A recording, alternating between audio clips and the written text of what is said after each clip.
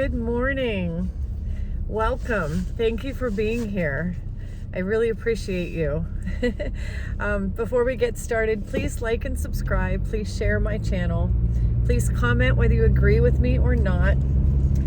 I just want to get started on today's subject. I think every time I talk, I say I think it's important. I guess I think that what I have to say is so important, but really, I want to do this channel because I want people to have peace of mind. This channel is really all about bringing people inner peace, and that's my entire goal, is that I want us to all come together in love and love one another and just be one in love and light and spread the light and spread the love.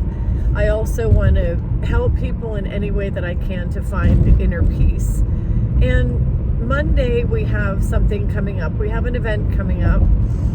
Monday is Inauguration Day, where the United States will be getting a new president. President Biden is on his way out, and President Trump is on his way in. So on Monday, President Trump will be sworn in, and for some there will be a big celebration, and for others there will be mourning and grieving. And I laugh, but it's not funny, because there are a lot of people who are very, very positive and happy about this, and there are a lot of people who are scared. And this is a perfect time for me, I believe, to bring up fear, just the basic subject of fear. I want to just reiterate how important it is that we don't live our lives in fear. I think it's very important that we keep our heads together, that we keep a positive mindset, and that we create our lives in our way as we want our lives to be, by being grateful for what we have in the moment. I just think it's so very important, especially now. In times like this,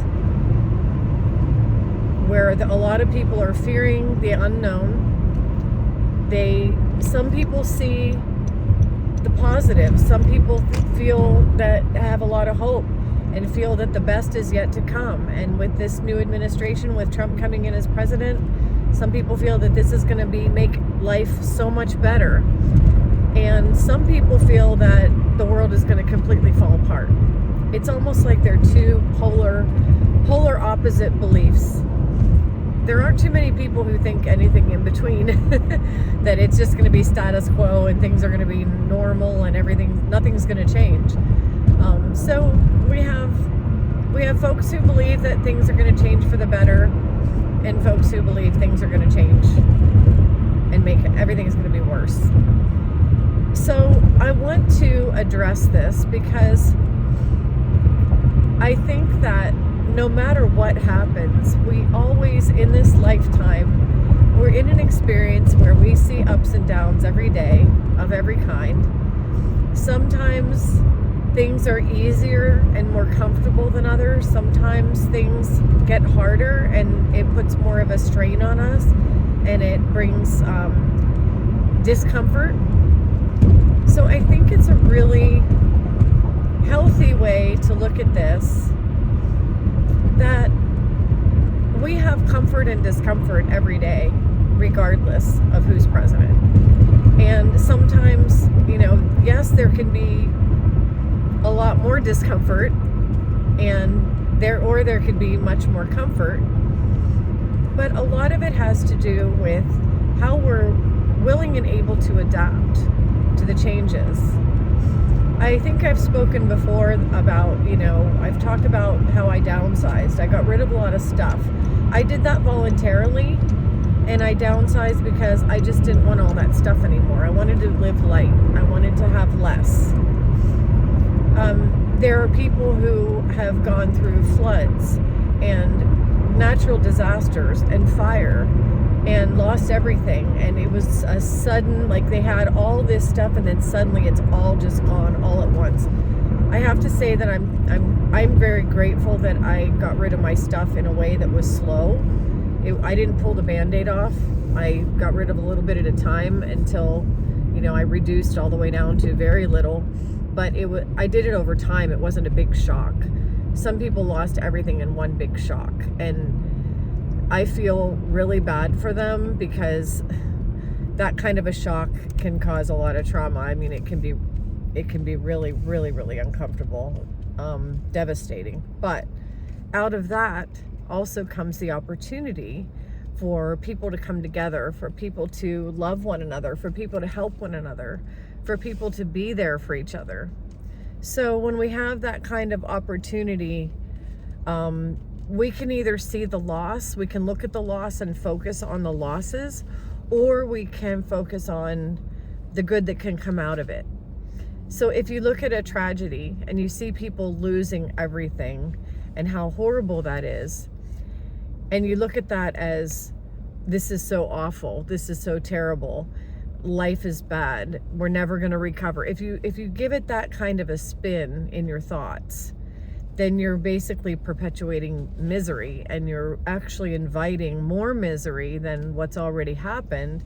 But when you look at it like, wow, here's an opportunity to help people, here's an opportunity to show my love, or if you're somebody who lost everything, here's an opportunity to allow people to help me to, get off of the computers, the phones, and start hugging people. I'm not saying go around hugging random people against their will. That's not what I'm saying, but I think you know what I mean. To just go back to human interaction is what I'm trying to say.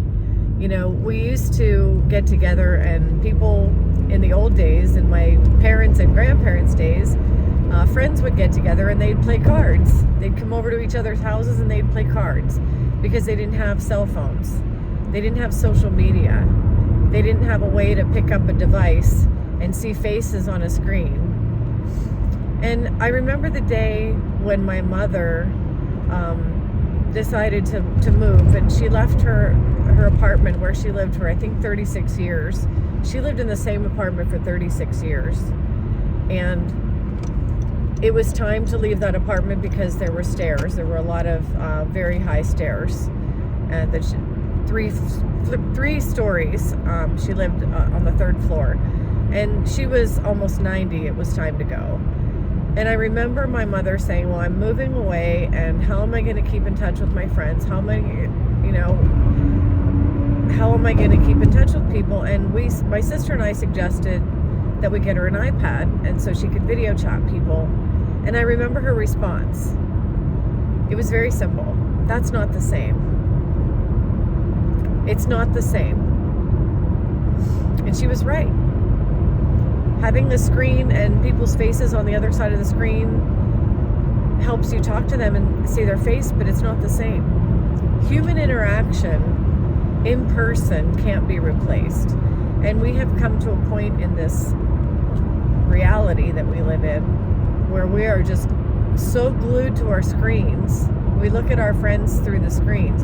And I've said, to several friends, I live close by now. I live closer to some friends that I have that I haven't seen in years. And I've said, let's get together. I can't wait to see you. And we stay in touch on social media. But, I've been working so much that I haven't had a chance to go see them, but I miss them. I see them on the screen,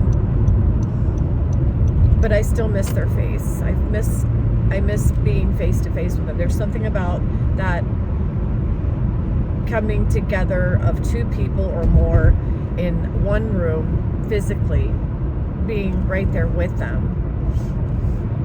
It's different. And I think that in a lot of ways, in some ways we might lose conveniences, we might lose material things, people might lose homes, people might not be able to afford their lives and might have to downsize, or the opposite could happen and everybody could have prosperity and we all buy bigger houses and everybody has a brand new car and a boat and we all live on a higher standard. But if those are the hopeful people that think that's going to happen, but the fearful people think we're going to lose things. And those are the ones I really want to address, because if you lose material things and you start becoming uncomfortable, you can have a mindset where you're creating a world of comfort. You're still creating a world of comfort, but the comfort just comes from different sources. And that's really, really what I wanted to project, what I wanted to get across today, is that there's not just one source of comfort. The material world, in fact, is not a very reliable source of comfort. The material world can bring the illusion of comfort. The material world can give us comfort for a while. We can feel comfortable because we have stuff temporarily until the stuff is gone. And then when the stuff is gone, if we're relying on money and stuff to bring us our joy, that's not a good foundation to rely on. Joy comes from the heart. Joy comes from other things besides what we have. And I learned that years ago. I was relying on money, and I was thinking money is what was giving me joy, until I realized I had no money, and I got together with some people, and I'm heading there right now. I found a community. My workplace isn't just a workplace. It's a place where I have friends. It's a place where I get to be around other human beings who I really, really, really love. My workplace is a place where human interaction takes place all day long. I get to talk to people on the phone. I get to talk to people all around me. I get to see people on my breaks. I have coworkers and managers, human beings. And one of the reasons that I really like going to the office every day is because I get to be around other human beings. And that's something that when I'm isolated with my phone, isolation, you can still feel depressed and isolated even when you have a screen to look at people on. Because you're not with those people. You're not together. And it's just that physical interaction that creates the joy of life. I don't find joy from having money. Although I'm building back up again. I went through a period of time where I had nothing. And I'm building back up. But I'm not, the money that I'm saving isn't what's bringing my joy. Material things are definitely not bringing me joy because I don't have material things. I got rid of all my material things. I have my clothes, my bed, my cat, and this. And I have to say that truly, truly, and genuinely, I am happier than I've been in a very long time. I have more joy now than I had when I had a lot of money. Because I have people to be around. And that's just so very important. Human connection is what brings joy. Having God in our hearts, which is love and light, that's what brings joy. Joy doesn't come from material things. And I think that it's really hard to watch people having the Band-Aid pulled off and having things, just disappear when they were really relying on those things for happiness. But no matter what happens, the material world comes and goes. It ebbs and flows. This experience is very fluid. But you can create joy in your heart by loving God, which is the all, the I am, everyone and everything that lives and breathes. Everything in this experience, just have love for it. Have gratitude for what you have every day. Find things to love. Find people to love. And just have that in your heart. And that's what brings joy. So I just wanted to share that. The Monday is coming up. Today is Friday. So we have Saturday and Sunday to have this country, America, and the world, what it is right now. We've got today, Saturday, and Sunday left. And I do think there are going to be some changes. What those changes are, I don't know. However, going to remain grateful no matter what for everything in my life and for all of you and for everything around me. And I'm going to keep that cheerful heart, even if times get tough, especially if times get tough, because that's where we all can come together. So please keep that in mind. If you're fearful at all about what's about to take place on Monday, try to have that mindset, bring joy into your life based on what you have on the inside, based on your heart.